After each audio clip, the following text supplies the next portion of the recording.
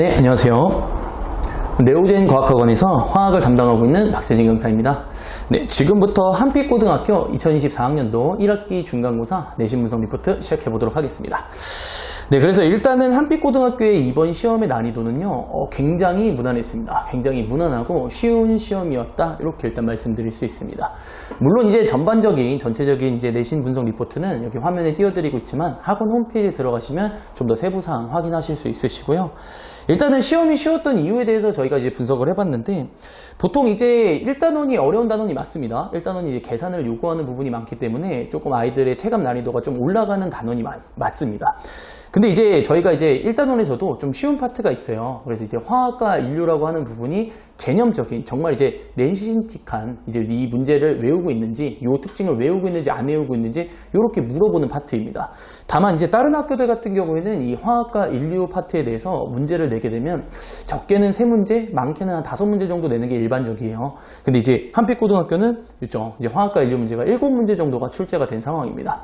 그래서 이제 시험 문제들을 봤을 때 거의 이제 뭐 1번부터 이제 6번까지의 문제들이 다 그거하고 관련된 문제였고, 아마 앞장을 풀 때는 시원시원하게 이렇게 넘기면서 문제를 풀 수 있지 않았을까라고 생각이 듭니다. 나머지 이제 세 부분, 화학 식량과 몰, 그 다음에 이제 좀 1단원에서 어렵다고 불리는 양적 관계, 그 다음에 이제 농도 파트가 이제 계산을 요구하는 문제인데요.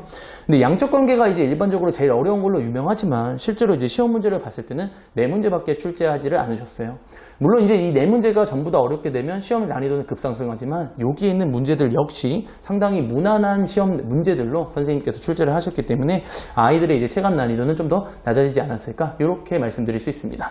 그래서 시험 자체는 이제 상위권 학생들 같은 경우에는 다 맞아야 되는 시험이 맞고요. 그다음에 중하위권 입장에서도 좀 많이 풀만한 시험이었다. 그래서 이제 한두 문제에 의해서 등급이 조금 갈려지는 그런 시험이었다, 이렇게 말씀드릴 수 있습니다.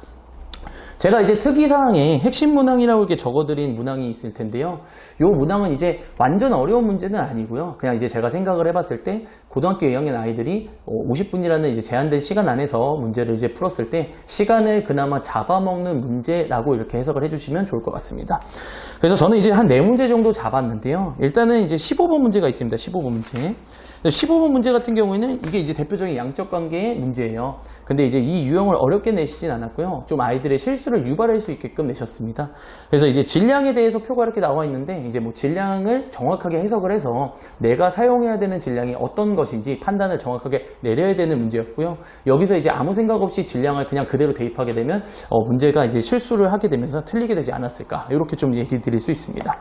그 다음에 이제 18번 문제는 이제 농도 문제였는데요. 이 문제는 이제 대표적인 기출 유형이기 때문에 이 유형에 있어서 익숙해졌다면 충분히 이제 무난하게 풀 수 있는 시험이었고, 하위권 입장에서는 조금 문제를 해석을 못하게 되면 조금은 이제 좀 부담이 되는 시험이었다, 이렇게 말씀드릴 수가 있습니다.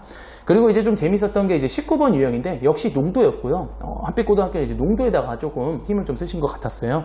그래서 이 문제가 이제 올해 고3 3월입니다. 올해 고3 3월 모의고사에서 나왔던 문제인데, 요거를 이제 좀 익숙하지 않았던 친구들 같은 경우에는 조금 당황을 할 수 있었지만, 저희가 이제 직전 보충 때 올해 나올 수 있는 문제들은 다 찝어서 이제 학생들한테 제공을 하고 있기 때문에 직전 보충 때 이제 이 문제를 풀었던 친구들은 무난하게 넘어갈 수 있지 않았을까, 이렇게 좀 말씀드리고 싶습니다.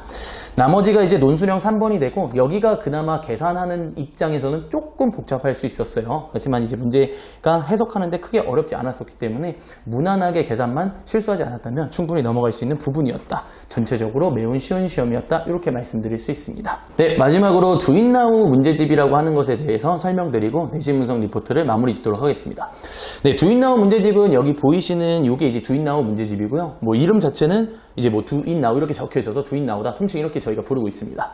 그래서 이제 이게 문항 분석 같은 데 보시면 두인나우 문제집 몇 번 이런 식으로 적혀 있어서 학생들 같은 경우에는 이제 이 두인나우 문제집이 아는데 학부모님들께서는 이제 궁금하실까봐 이제 소개를 드리는 겁니다. 그래서 이 문제집 같은 경우에는 총 이제 4권으로 구성이 되어 있고요. 저희가 이제 1권, 2권, 3권, 4권 이렇게 나눠져 있는데 지금 보여드리는 게 1권입니다. 그래서 1권 같은 경우에는 이제 1학기 중간고사에 해당되는 모든 범위에 해당되는 시험, 이제 고등학교 3학년, 2학년의 기출문제들을 전부 다 모아놨다고 생각을 해주시면 되세요. 그래서 이제 1권부터 이제 4권까지 해서 저희가 이제 문항수를 이제 조합을 하게 되면 거의 한 1900문제 정도의 문제들이 들어있다, 이렇게 생각을 해주시면 되고요. 요거 같은 경우에는 이제 범위를 보게 되면 거의 이제 조금 옛날 문제들 같은 경우는 저희가 이제 조금씩 없애고 있고 2024학년도 기준으로 했을 때는 거의 한 10개년 정도의 이제 고3, 고2 문제들이 다 들어있다 이렇게 생각을 해주시면 됩니다. 그래서 시험 대비 때 저희가 예고를 제공을 해드리고 있고요. 그 다음에 이 문제집 같은 경우에는 한 문제 정말 빠지는 문제 없이 모든 문제들의 해설 강의 또한 학생들에게 제공드리고 있습니다.